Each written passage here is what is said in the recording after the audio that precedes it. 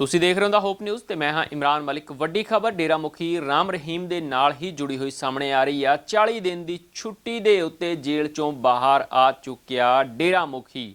ਜੇਲ੍ਹ ਚੋਂ ਬਾਹਰ ਕੜੀ ਸੁਰੱਖਿਆ ਦੇ ਹੇਠ ਲਿਆਂਦਾ ਗਿਆ ਤਾਂ ਯੂਪੀ ਦੇ ਆਸ਼ਰਮ ਦੇ ਵਿੱਚ ਪਹੁੰਚ ਚੁੱਕਿਆ ਰਾਮ ਰਹੀਮ। ਤਾਂ ਆਪਣੀ ਸੰਗਤਾਂ ਦੇ ਲਈ, ਸਮਰਥਕਾਂ ਦੇ ਲਈ, ਡੇਰਾ ਪ੍ਰੇਮੀਆਂ ਦੇ ਲਈ ਲਾਈਵ ਹੋ ਕੇ ਇੱਕ ਸੰਦੇਸ਼ ਛੱਡਿਆ, ਉਹ ਵੀ ਤੁਹਾਨੂੰ ਦੱਸਾਂਗੇ। ਪਰ ਉਸ ਤੋਂ ਪਹਿਲਾਂ ਜਾਣਕਾਰੀ ਦੇ ਦਿੰਨੇ ਆ ਕਿ 2022 ਦੇ ਵਿੱਚ 2 ਵਾਰ ਡੇਰਾ ਮੁਖੀ ਨੂੰ ਪੈਰੋਲ ਦਿੱਤੀ ਗਈ ਸੀ ਤਾਂ 1 ਵਾਰ ਫਰਲੋ ਦਿੱਤੀ ਗਈ ਸੀ। ਤਾਂ ਹੁਣ 2023 ਦੇ ਵਿੱਚ ਡੇਰਾ ਮੁਖੀ ਨੇ ਅਰਜ਼ੀ ਲਗਾਈ ਸੀ ਕਿ ਸ਼ਾਹ ਸਤਨਾਮ ਜੀ ਦਾ ਜਨਮ ਦਿਨ ਆ ਰਿਹਾ ਤੇ ਉਸ ਨੂੰ ਮਨਾਉਣ ਦੇ ਲਈ ਪੈਰੋਲ ਦਿੱਤੀ ਜਾਵੇ। ਤਾਂ ਪੈਰੋਲ ਦਿੱਤੀ ਜਾਂਦੀ ਆ ਜੇਕਰ ਕੈਦੀ ਦਾ ਵਿਵਹਾਰ ਸਹੀ ਹੋਵੇ। ਕੁਝ ਸ਼ਰਤਾਂ ਹੁੰਦੀਆਂ ਨੇ ਤੇ ਡੇਰਾ ਮੁਖੀ ਦੇ ਲਈ ਵੀ ਉਹ ਸ਼ਰਤਾਂ ਲਾਗੂ ਕੀਤੀਆਂ ਗਈਆਂ ਨੇ ਤੇ ਨਾਲ ਹੀ ਡੇਰਾ ਮੁਖੀ ਦੇ ਲਈ ਇਹ ਸ਼ਰਤਾਂ ਰੱਖੀਆਂ ਗਈਆਂ। ਜਿਵੇਂ ਪਿਛਲੀ ਵਾਰ ਡੇਰਾ ਮੁਖੀ ਨੇ ਮੰਗ ਕੀਤੀ ਸੀ ਕਿ ਸਿਰਸਾ ਦੇ ਵਿੱਚ ਉਸ ਨੂੰ ਰਹਿਣ ਦੀ ਇਜਾਜ਼ਤ ਦਿੱਤੀ ਜਾਵੇ, ਸਿਰਸਾ ਵਾਲੇ ਆਸ਼ਰਮ ਦੇ ਵਿੱਚ।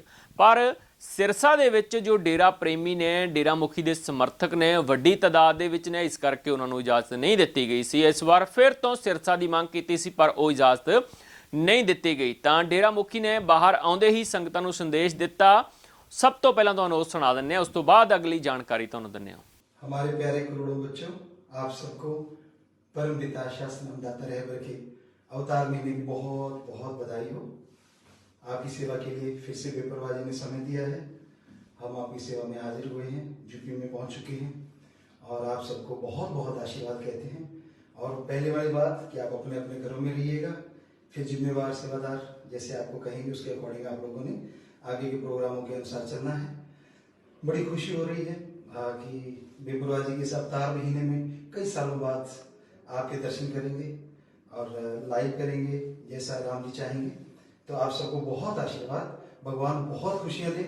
वो समुद्रों के समुद्र राम रहमो करम के मालिक आपको बख्शे और बख्शवाने के लिए आपकी सेवा में हाजिर हुए हैं। आप सबको बहुत बहुत आशीर्वाद आशीर्वाद।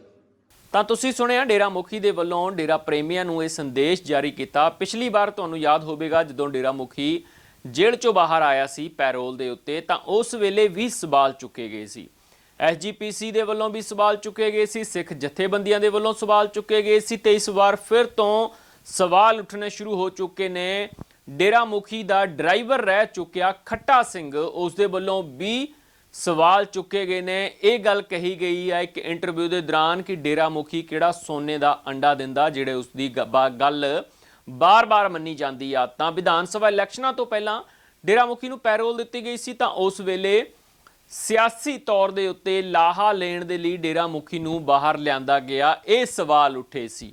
ਤਾਂ ਡੇਰੇ ਦੇ ਅੰਦਰ ਸਿਆਸੀ ਵਿੰਗ ਆ, ਡੇਰੇ ਦੇ ਬਾਹਰ ਡੇਰਾ ਪ੍ਰੇਮੀ ਨੇ, ਸਮਰਥਕ ਨੇ, ਉਹਨਾਂ ਦੇ ਵਿਚਾਲੇ ਵੀ ਤਕਰਾਰਬਾਜ਼ੀ ਹੁੰਦੀ ਹੋਈ ਨਜ਼ਰ ਆਈ ਸੀ। ਇਲੈਕਸ਼ਨਾਂ ਦੇ ਚੋਣ ਨਿਸ਼ਾਨ ਨੂੰ ਲੈ ਕੇ ਕਿ ਕਿਸ ਨੂੰ ਵੋਟ ਪਾਣੀ ਆ, ਕਿਉਂਕਿ ਅਕਸਰ ਦੇਖਿਆ ਜਾਂਦਾ ਡੇਰੇ ਦੀ ਵੋਟ ਜਿਹੜੀ ਵੱਡੀ ਤਾਦਾਦ ਦੇ ਵਿੱਚ ਆ, ਵੋਟ ਬੈਂਕ ਬਹੁਤ ਵੱਡਾ ਡੇਰੇ ਦਾ। ਤਾਂ ਨੋਟਾ ਬਟਨ ਨੂੰ ਦਬਾਉਣ ਦੇ ਲਈ ਇਹ ਸੰਦੇਸ਼ ਅੰਦਰੋਂ ਜਾਰੀ ਹੋਇਆ ਸੀ। ਤਾਂ ਇਸ ਵਾਰ ਸ਼ਾਹ ਸਤਨਾਮ ਦਾ 25 ਜਨਵਰੀ ਨੂੰ ਜਨਮ ਦਿਨ ਮਨਾਇਆ ਜਾਵੇਗਾ। ਡੇਰਾ ਮੁਖੀ ਰਾਮ ਰਹੀਮ ਨੇ ਖੁਦ ਇਸ ਦੇ ਲਈ ਹੀ ਪੈਰੋਲ ਦੀ ਅਰਜ਼ੀ ਲਗਾਈ ਸੀ ਤਾਂ ਹੁਣ ਉਸ ਦੇ ਲਈ ਹੀ ਦੱਸਿਆ ਕਿ ਉਹ ਸਾਰਾ ਲਾਈਵ ਵੀ ਕੀਤਾ ਜਾਵੇਗਾ। ਤਾਂ ਡੇਰਾ ਪ੍ਰੇਮੀਆਂ ਦੇ ਲਈ ਬੇਹੱਦ ਖੁਸ਼ੀ ਦੀ ਖਬਰ ਹੈ।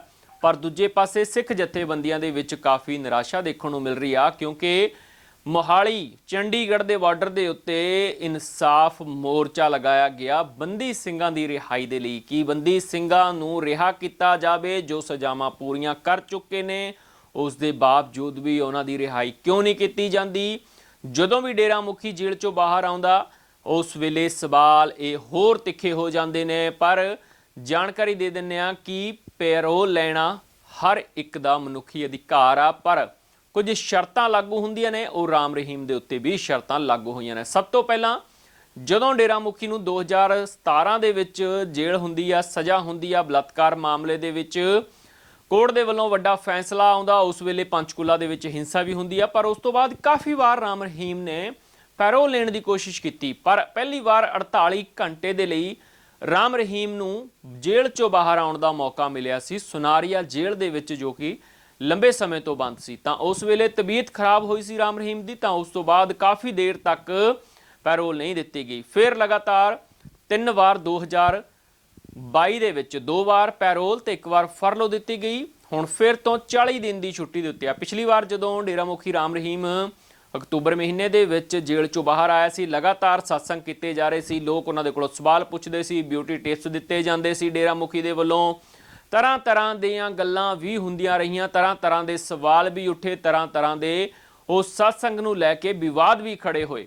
ਤਾਂ ਹੁਣ ਇਸ ਵਾਰ ਕਿਸ ਤਰੀਕੇ ਦੇ ਨਾਲ ਸ਼ਾਹ ਸਤਨਾਮ ਦਾ ਜਨਮ ਦਿਨ ਮਨਾਇਆ ਜਾਵੇਗਾ, ਉਸ ਤੋਂ ਬਾਅਦ ਕੀ ਸਤਸੰਗ ਕੀਤੀ ਜਾਵੇਗੀ, ਜਿਸ ਤਰੀਕੇ ਦੇ ਨਾਲ ਪਹਿਲਾਂ ਡੇਰਾ ਪ੍ਰੇਮੀ ਇੰਤਜ਼ਾਰ ਕਰਦੇ ਸੀ ਕਿ ਉਹਨਾਂ ਦੇ ਗੁਰੂ ਜੀ ਉਹਨਾਂ ਦੇ ਰੂਬਰੂ ਹੋਣਗੇ, ਕੋਈ ਉਹਨਾਂ ਦੇ ਲਈ ਸਾਗ ਬਣਾ ਕੇ ਲੈ ਕੇ ਆਉਂਦਾ ਸੀ, ਕੋਈ ਲੱਡੂ ਬਣਾ ਕੇ ਲੈ ਕੇ ਆਉਂਦਾ ਸੀ, ਕੋਈ ਗੀਤ ਸੁਣਾਉਂਦਾ ਸੀ, ਕੋਈ ਭੰਗੜੇ ਪਾਉਂਦਾ ਸੀ। ਤਾਂ ਡੇਰਾ ਮੁਖੀ ਵੀ ਪਿੱਛੇ ਨਹੀਂ ਸੀ ਹਟਿਆ। ਡੇਰਾ ਮੁਖੀ ਦੇ ਵੱਲੋਂ ਵੀ ਗੀਤ ਤਿਆਰ ਕਰ ਦਿੱਤੇ ਗਏ ਸੀ, ਸ਼ਾਹ ਮਸਤਾਨਾ ਜੀ ਦੇ ਨਾਮ ਦੇ ਉੱਤੇ ਵੀ ਗੀਤ ਤਿਆਰ ਕਰ ਦਿੱਤੇ ਗਏ ਸੀ।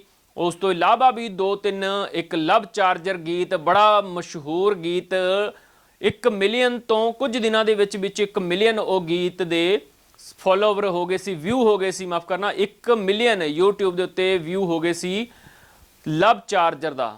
ਤਾਂ ਹਾਲਾਂਕਿ ਹਾਸਾ ਠੱਟਾ ਵੀ ਜਿਹੜਾ ਕਾਫੀ ਦੇਖਣ ਨੂੰ ਮਿਲਿਆ ਸੀ ਉਸ ਗੀਤ ਦੇ ਵਿੱਚ, ਪਰ ਉਸ ਗੀਤ ਤੋਂ ਬਾਅਦ ਕਈ ਜਿਹੜੇ ਨੇ ਲੋਕਾਂ ਦੇ ਵੱਲੋਂ ਸਵਾਲ ਵੀ ਚੁੱਕੇ ਗਏ ਸੀ, ਪਰ ਡੇਰਾ ਪ੍ਰੇਮੀਆਂ ਨੇ ਸਿਰ ਮੱਥੇ ਲਗਾਇਆ ਸੀ ਉਸ ਗੀਤ ਨੂੰ। ਹਰ ਇੱਕ ਕੱਲਾ ਬੋਲ ਡੇਰਾ ਮੁਖੀ ਦਾ ਉਹ ਸਿਰ ਮੱਥੇ ਲਗਾਉਂਦੇ ਨੇ। ਤਾਂ ਇਸ ਵਾਰ ਡੇਰਾ ਮੁਖੀ ਦੀ ਭੂਮਿਕਾ ਕਿਸ ਤਰੀਕੇ ਦੇ ਨਾਲ ਰਹਿਣ ਵਾਲੀ ਆ, ਹਰ ਰੋਜ਼ ਦੀ ਤਰ੍ਹਾਂ ਜਿਵੇਂ ਪਿਛਲੀ ਵਾਰ ਪੈਰੋਲ ਦੇ ਉੱਤੇ ਦੇਖਿਆ ਗਿਆ ਸੀ ਸਤਸੰਗ ਕੀਤੀ ਜਾਂਦੀ ਸੀ, ਇਸ ਵਾਰ ਵੀ ਸਤਸੰਗ ਕੀਤੀ ਜਾਵੇਗੀ। ਤੇ ਦੂਜੇ ਪਾਸੇ ਇਹ ਵੀ ਦੇਖਣ ਵਾਲੀ ਗੱਲ ਰਹੇਗੀ ਕਿ ਸਿੱਖ ਜਥੇਬੰਦੀਆਂ ਦੇ ਵੱਲੋਂ ਕਿਸ ਤਰ੍ਹਾਂ ਦੇ ਸਵਾਲ ਚੱਕੇ ਜਾਂਦੇ ਨੇ। ਜੋ ਪਿਛਲੀ ਵਾਰ ਸਵਾਲ ਖੜੇ ਕੀਤੇ ਸੀ, ਸਿਆਸੀ ਆਗੂਆਂ ਦੇ ਵੱਲੋਂ ਵੀ ਸਵਾਲ ਉਠਾਏ ਸੀ, ਪਰ ਕੁਝ ਸਿਆਸਤਦਾਨਾਂ ਦੇ ਵੱਲੋਂ ਇਹ ਗੱਲ ਵੀ ਕਹੀ ਗਈ ਸੀ ਕਿ ਮਨੁੱਖੀ ਅਧਿਕਾਰ ਹੈ, ਹੱਕ ਹੈ, ਜੇਕਰ ਕੈਦੀ ਦਾ ਵਿਵਹਾਰ ਵਤੀਰਾ ਸਹੀ ਹੋਵੇ ਤਾਂ ਉਸ ਨੂੰ ਪੈਰੋਲ ਦੇ ਦਿੱਤੀ ਜਾਂਦੀ ਆ। ਤਾਂ ਇਸ ਵਾਰ ਕੀ ਸਵਾਲ ਉੱਠਦੇ ਨੇ, ਤਾਂ ਡੇਰਾ ਮੁਖੀ ਕਿਸ ਤਰ੍ਹਾਂ ਤਰੀਕੇ ਦੇ ਨਾਲ ਇਸ ਵਾਰ ਸੰਗਤਾਂ ਦੇ ਰੂਬਰੂ ਹੋਵੇਗਾ, ਤੇ ਹੁਣ